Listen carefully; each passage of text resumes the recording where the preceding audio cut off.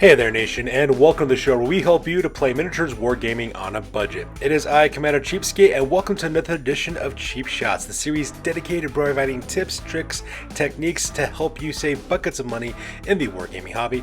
And on today's episode, we will show you guys how to quickly and more importantly cheaply paint up the Mercator Pallidus Corp Harvesting Party for your games of Necromunda. These are Forge World exclusive miniatures, and we're going to show you guys how to save a ton of money painting these up by recommending the tips and techniques that we recommend on this one. We're going to help you save $196.40 to create a series of miniatures that's going to be beautiful on the tabletop. As you can see here, this is what the end result will look like. Assuming that you're purchasing everything for the very first time from Army Painter and Citadel, you're going to have to spend at least $238.80 to paint up these miniatures that way with the materials that they suggest. But by following our cheapskate method of only $41.86, we're going to save you $196.94. So with that being said, let's get this video in a row and talk about exactly how you guys can paint these miniatures up for your games of Necromunda. Now the first thing you have to do, of course, is to prime your miniatures. I suggest actually using Rust-Oleum Flat White Primer. You can get this stuff at your local Walmart for about $3.99, and that's exactly what I use. After I assemble the miniatures and put them on the bases, I just give them a quick once over with the priming, so that way I can start painting on my miniatures. Now priming is an important step in miniature painting, and the reason why is because it basically has two major effects. The first one is that it helps your acrylic paints to adhere to the miniature itself. If you were to actually take your acrylic paints and to put it directly onto bare plastic, it would actually just rub off on the slightest bit of friction and ruin the overall finish of your miniature. So priming prevents that from happening. And the second thing that priming also does as well is it has a very large impact on the vibrancy of the colors that you'll be using on your miniatures. Traditionally speaking, if you're planning on using bright, bolder colors, you want to go with a lighter primer, whereas if you're using more of a darker, subdued kind of paint job, you want to use darker primers for that. Now because we're going to be painting our miniatures with an oil wash that's going to darken down the value of the colors that we're using, we're going to stick with a flat white primer so that way we can maximize the brightness of the colors that we use. And once you get done finished priming a miniature, the very first thing we're going to do is paint the flesh tones on these miniatures. And actually, as weird as it may sound, there's actually a bit of flesh exposed on these characters. Not so much for the Pale Consort or for the Bone Scrivener, but for the corpse from the little medical skull there on the bottom left-hand side, as well as the two corpse grinders as well. Now for these colors, what I like to use is Flesh by Apple Barrel Paint, as well as Nutmeg Brown. Though both of those can cost 50 cents at your local Walmart, while the other color is Delta Cerancoats Peaches and Cream, which costs about 65 cents at your local Hobby Lobby. Now what I decided to use, I used the Peaches and Cream color for the Pale Consort because obviously the Pale Consort is supposed to be pale, hence her name. I used Flesh Tone for one of the corpse grinders with the chain glaive on his shoulder, as well as for the Bone Scrivener. I also use it for one of the corpses there for the medical skull there on the left hand side. At the same time, I also used Nutmeg Brown for the second corpse grinder, as well as for one of the corpses as well. I did this in order to create a variety of skin tones in this unit, and the reason why is because it just looks really cool and it looks really impressive when you actually do it. Now, once you get done with your base coats, the next thing we gotta do, of course, is to dry brush your base coats. And dry brushing is a very important step for miniatures painting because what it does is it creates the illusion of depth in your miniature. What ends up happening is when you dry brush your miniatures, the individual pigments of paint catch upon the base surface of the miniature while leaving the darker color in the recesses of the miniature. This creates that illusion of depth that we were talking about earlier.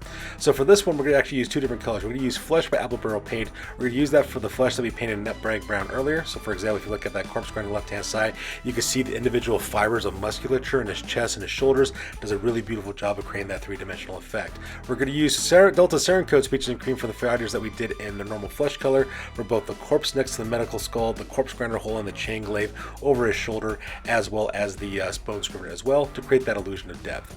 And I do forget to mention this, I did forget to mention the last time, the corpse grinder has actually got the chain glaive on his shoulder. He's actually dragging a torso behind him. I used Delta Cerancoats Peaches and Cream, and I used two thin layers on that color for that part of the guy that he's dragging because it's supposed to be a corpse that's been bled out, and obviously you want to use a really good pale color for that.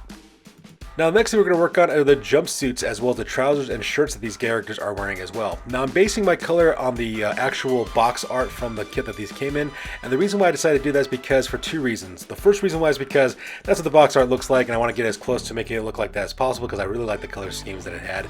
But the second reason why I want to do that is because these guys are working for the Corpse Guild. These are not corpse grinder cultists yet, so they're actually still working in the manufactories as well as in the factories that belong to the Corpse Guild. So they look more like meat processing plant workers than they actually do as actual gang members.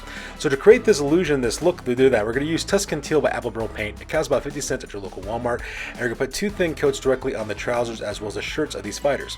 For the corpse grinder on the left hand side, we're going to use the shirt as well as the trousers that he's wearing. For the Bone Scrivener, we're going to focus on his trousers, and for the corpse grinder on the right hand side, he doesn't have a shirt, so we're just going to focus on his trousers as well. And once we get our two thin layers of Tuscan Teal, time for us to move on to the next detail. And the next detail we're going to work on are the corpse grinders themselves. What they actually wear are these large, massive gloves that go from their fingertips all the way to their elbows. They look like the kind of gloves that a lot of people use for cooking barbecue in. They're basically kind of like this non-flammable, heat-resistant kind of plastic. It's also quite thick. At the same time, it also protects their skin from being damaged, possibly from getting contamination from all the corpses that they're handling, as well as from the dangerous tools that they're using as well. It actually has this kind of near-trial kind of surgical glove latex kind of look to it. So to create that detail, we're going to pick out 2 thin layers of Laguna by Apple Barrel paint. We're going to paint this directly onto their gloves. It's a nice contrasting color to the dark Tuscan teal that they have, yet at the same time it's also bright enough to make it look like it's like surgical latex, for example. As for the Bone Scrivener, as well as for the Pale Consort, we're actually going to use 2 very different colors for these characters. Now for the Bone Scrivener on the left hand side, I'm using Anita's Acrylic Burgundy Red. It's going to cost you 65 cents at your local Hobby Lobby. And I put that directly on the coat that he's wearing. He's got this very large parade style uniform jacket that he's actually wearing. So I paint out the chest as well as the hem of his coat as well as the sleeves and put 2 thin layers of that color. And as for the Pale Consort, she kind of wears kind of like this cream off-white kind of color. And I'm basing this off the box art. So to create that same look, I'm actually going to paint her in 2 thin layers of Anita's Acrylic Taupe Gray. And the reason why is because it's kind of like this weird kind of taupish color that's pale enough to not exactly be like brown, but at the same time it's not exactly white either. And the reason why I did that is because I want to create some contrast between her pale flesh tone as well as the clothing that she is wearing. We are of course going to brighten this up when we do dry brushing. We're going to talk about that next. So for the Pale Consort, we're actually going to dry brush her robes and her cloak with Ivory by Apple Barrel Paint. You can get this at your local Walmart for about 50 cents, and we're going to do a quick dry brush all over the outside of her clothing. Now this is going to actually do 2 things. The first thing it's going to do, of course, is going to create that illusion of death by showing the different folds in the fabric of her clothing. And the second thing that's also going to do is actually going to brighten up her robes quite significantly. Now, we could of course just paint her robes white, but unfortunately the problem with that is that it looks a little too dull in my opinion. If you're to paint her robes white and then have to worry about the fur trim on her coat as well, it's not enough contrast to make the miniature look interesting in my opinion. So because of that, that's the reason why I love it a little bit darker color, just so that way it contrasts nicely against her pale skin. And at the same time, it kind of gives you the idea that this lady is supposed to be like a stark contrast to all the blood and gore that's all over the place surrounding her. And speaking of dry brushing, we're going to do exactly the same thing for the 2 corpse grinders as well. We're going to use Dutch Aqua by Folk Art. It's a nice pastel, chalky kind of pale teal color, and we're going to use that to do both the surgical gloves that these guys are wearing, as well as the trousers, as well as the shirt of the corpse grinders as well. It's a nice contrasting color to kind of bring out the vibrancy of those details, and also brings out the texture of the clothing they're wearing as well. Now if you'll notice, the dry brushing technique does actually create a chalky kind of pastel look on the miniatures. If you see that and you're worried about it, do not freak out, and the reason why is because when we do the oil washing stage, that chalky appearance is going to go away because our oil wash is going to smooth out those transitions between our dry brushing as well as our base coating. So jumping back to our Pale Consort as well as our Bone Scrivener, we're also going to dry brush these guys as well. Now for the Pale Consort, we're going to use Folk Art's Pale Gray. It's a nice off-white color that's a very, very, very bright gray, but not exactly white. I love using Pale Gray because unfortunately white is a very difficult color to use in miniature painting, and the reason why is because of how transparent that color really is. If you have the slightest bit of coloring anywhere else and you try to put white paint on top of it, it's very difficult to cover over successive layers. So I like using Folk Art because the Pale Gray is very opaque. In fact, if you ever were to paint miniatures with a white color, I would suggest use Pale Gray by Folk Art and then go around top of that with a layer of Apple Barrel's white paint to create that bright finish. But in this case though, we're not going to worry about that. We're going to dry brush the miniature real quick all over her clothing, just to brighten up her clothing, just an additional layer as well, and add an additional layer of highlighting. As for the Bone Scrivener on the right hand side, we're going to use Cameo Pink by Apple Barrel. Once again, this is from your local Walmart. This kind of costs 50 cents for that. We're just going to dry brush the coat that we did earlier to bring out a lot of the details and the folds, the fabric of that clothing as well. And the next detail we're going to work on is on the white on these characters. So like I said before, white is a very difficult color to paint with. So I like to use Folk Art's Pale Gray in order to achieve the exact same result. Now we're going to use this Pale Gray on the corpse grinders as well as the paint on the Pale Consort. For the corpse grinders, we're going to use this Pale Gray color on the aprons that they're wearing. And the reason why is because these aprons are kind of like the smocks that butchers would wear behind a grocery counter, for example. I think the reason why they wear white is because it's very easy to clean. You just throw some raw bleach on it, it disinfects it and gets rid of all the stains that are on the white clothing. I think that's the reason why white is such a popular color to use for these kind of things. So we're going to use that as well, and plus it's going to contrast really nicely when we start putting blood and gore effect on that stuff.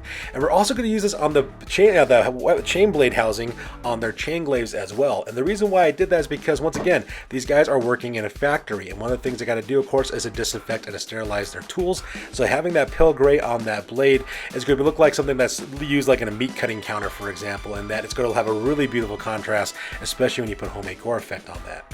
As as for the Pale Consort, we're going to use the Pale Gray in order to paint the fringes of her cloak, as well as the collar of her cloak as well. She's got like this kind of fur lining along her cloak, and we're just going to pick those details in that 2 thin layers of that Pale Gray color. And once that's dry, time for us to work on the next detail, which are the leather goods. So the next color we're going to use to paint these guys are their leather goods. So for the corpse grinders, we're going to use the belts as well as the harnesses of their apron, as well as their boots, as well as the wrapping of their chain glaives. Now you'll notice later on as the video continues, I will change my mind on the actual handles of the chain glaives. I will actually paint those in Folk Art Copper, just because I think the copper color is a nice sharp contrast with the white housing of their weaponry. So you will see that later on, but we'll talk about that at a later time. We're also going to cover the Territorial Beige and the cuff of the Bow Scrivener's jacket, as well as his boots, and same thing with the Pale Consort's boots as well. We're just going to put 2 thin layers of this color directly onto the leather goods, and then we're going to move on to our next detail. And the next detail we're going to work on are on some of the leather goods that these guys are carrying. For example, if you notice on the left-hand side for that bone for that corpse grinder, I changed the color of the straps of his apron. I thought that the Territorial Beige was too similar to his flesh tone color, so I decided to pick down 2 thin layers of burnt umber just to create that little bit of a contrast on his apron there. I also used that same exact color on the Bone Scrivener with the fur fringe along his coat collar as well. I then also used pigment paint for some of the cording that are on the weapons of these guys are carrying. For example, if you look at the cording of the corpse grinders, they actually have like these weird kind of wraps of cording around their chain glaives, so I picked out 2 thin layers of that color as well. And at the same time, I also picked out the color of the Shako that the guy is also wearing for the Bone Scrivener too. And the very last color I used was Pewter Gray by Apple Barrel Paints. I used that for the hair of the corpse grinder on the right hand side. Now all 3 colors of course are available at your local Walmart, and they're all going to cost you 50 cents.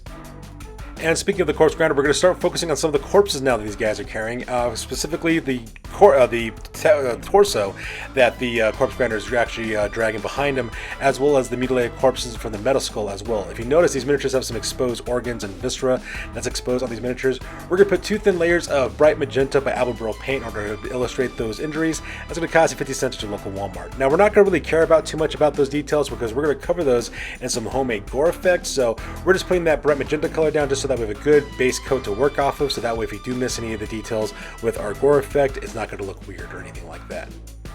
And our next step is going to be a dry brush. We're going to dry brush the details that we did earlier in pavement paint, which are the grips of the weapons, as well as the cording, as well as the Shako and the collar fringe that the fur collar that the Bone Scrivener actually has as well. We're going to use Pale Gray by Folk Art in order to bring out those details, just because it contrasts nicely with the pavement paint that we had before, as well as the burnt umber paint, and it's just going to look really nice and bring a lot of those details we couldn't see before. The next color we're going to focus now are on the scrolls and the pieces of parchment, as well as the skulls on these miniatures as well.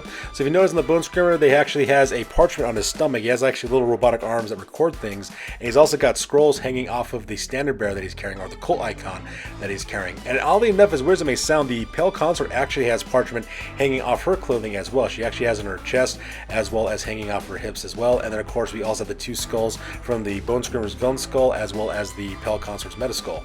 Now we're going to paint all those details out in 2 thin layers of khaki paint by Apple Barrel Paint. We're going to apply 2 thin layers on all those details to bring them out, and they're going to contrast nicely with the colors that we used before. And you get this stuff at your local Walmart for about 50 cents. And the next step, of course, is a quick dry brush. We're going to dry brush those details that we did earlier with Folk Art's matte finish with Hazy Moon. It's a nice antique white color. You can get this at your local Walmart for about 75 cents. We're just doing a quick dry brushing on all those details that we did in khaki, just to bring out some of those details and to create that illusion of depth. So things like the individual rips and tears within the parchment paper, as well as the contours of the skulls that are for the little servo skulls.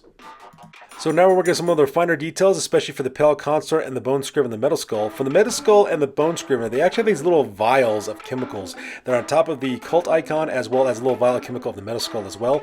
So for those 2 details, I picked those out of 2 thin layers of Laguna by Apple Barrel Paint, just because it's a nice sharp contrasting turquoise color to match everything else around them. And as for the Pale Consort as well, she has these plates on her chest, right down the middle of her midsection through her sternum. I'm not sure if those are supposed to be pieces of bone or parchment, so either way though, I thought it looked more creepy if they're actually pieces of bone, so I picked those out in 2 thin layers of light mocha by Apple Barrel Paint. I also do exactly the same thing for the femur, as well as the skull that's hanging off the cult icon that's on the Bone Scrivener. He has like these little things hanging off of the cult icon, as well as surrounding the little chemical vat that's on the top of the corpse icon as well. And now that we're done for most of our details, the next step we're going to work on now is all the metallic colors. Alright, so now it's time to work on metallic colors, and as you can see with these metallic colors on these miniatures, we're pretty much almost done with these things. So I used three major brands for this one.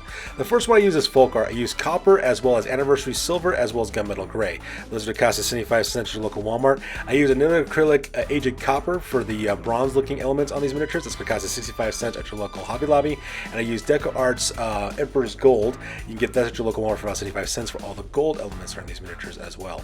So for example, if you look at the weapon shafts of the corpse grinders as well as the cult icon, I picked out 2 thin layers of copper paint because I thought it contrasted quite nicely, especially against the black cording on their weapons as well as the white housing of the chain units on their chain glaives. It also looks really cool as well. I also decided to use gunmetal gray for most of the silver elements, so things like the Bone Scrivener's skull mask, for example, as well as the cult icon he's carrying, the bits of chain that's on them as well as the little robotic arms are riding down the Scrivener on his torso. I also used it for the spines of the servo skulls as well as the little cybernetic pieces on the servo skulls as well. And I definitely use this color directly onto the pale consort as well. It's a nice contrasting color with that pale cream color for her clothing. We use that for her headpiece, her shoulder plaids, her pauldrons, as well as for her chest armor as well.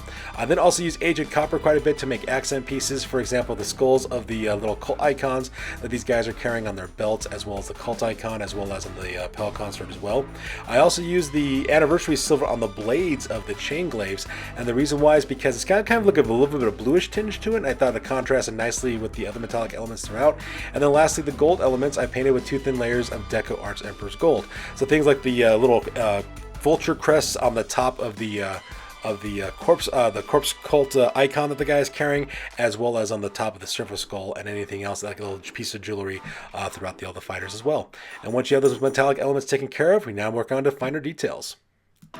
So some of the fine details I worked on, for example, are the cabling from the servo skulls. I picked those out of 2 thin layers of pavement paint. Same thing with the chemical tubings that are running from the Bone Scrivener. He actually has like a little housing unit small of his back with these tubes of energy running to it. So I picked that out 2 thin layers of Mermaid Blue by Delta Ceramcoat. I also used Holly Branch as well as from Apple Barrel Paint. I did that to pick out some of the little details on the servo skulls. Same thing with Nita's Acrylics True Red. I picked out like little lenses on the eyes of the little servo skulls.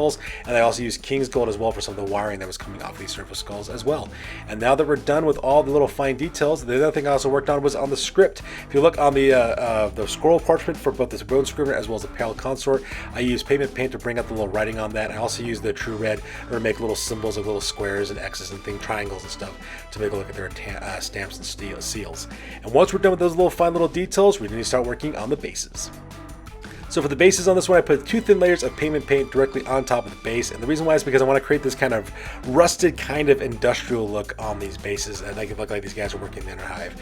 However, looking back now, I was also toying with the idea of making the bases actually a pale, stark white color and then dry brushing with them steel. The only problem though with doing that is that it would contrast too weirdly with the rest of the miniatures. I just look really off, so I did try to experiment with that. I was inspired by the Disney Plus series Andor. If you guys ever watched that series Andor on Disney Plus, there's a scene where they actually show an Imperial prison, and the floors in this Imperial prison are stark white. And the reason why is because the prisoners in this prison walk around barefoot, and if they misbehave, they electrocute them through this floor. It's a very sinister scene in that series, and that floor, I don't know what it is, it just kind of throws you off a bit. You're like, wow, it's like a pale white color, but it's like the most terrifying thing in that prison.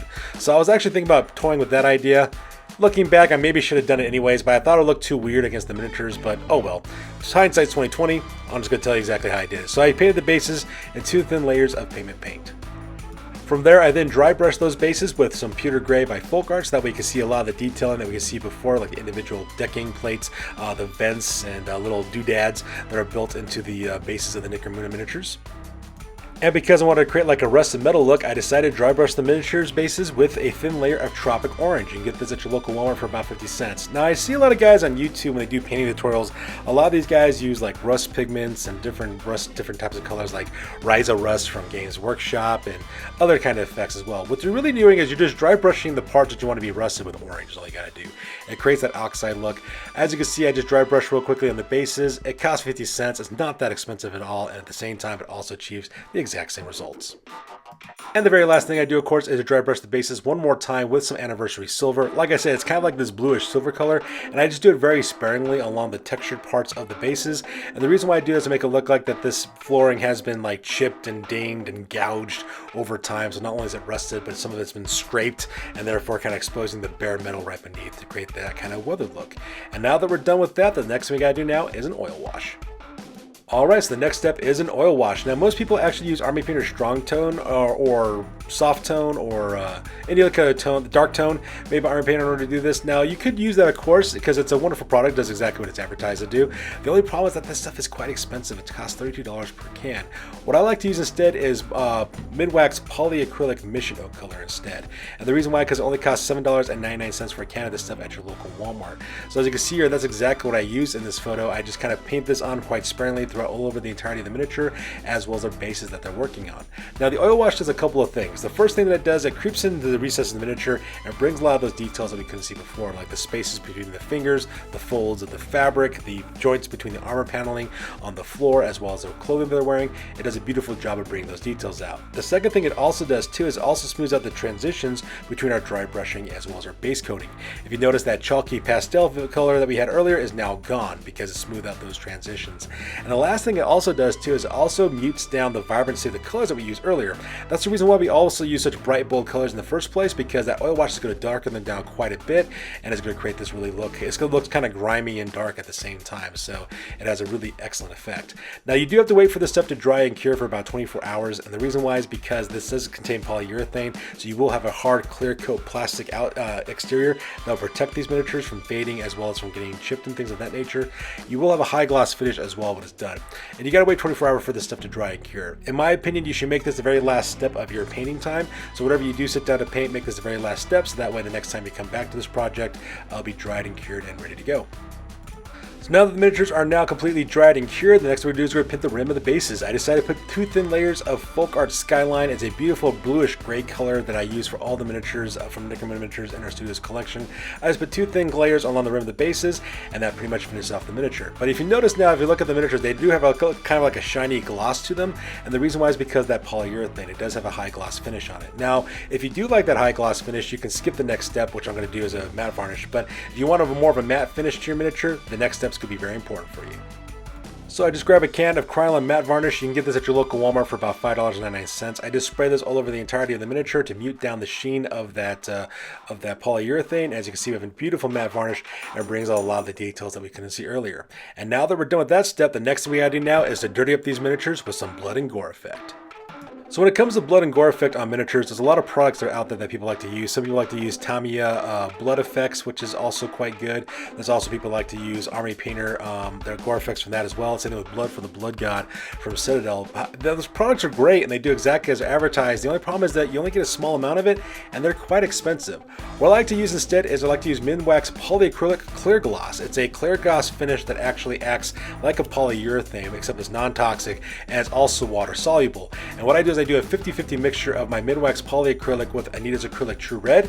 I mix those 2 colors together. It creates a high glossy kind of gory look, and it's pennies on the dollar. You can have a whole can of this stuff and you'll never run out of it as long as you do miniature painting.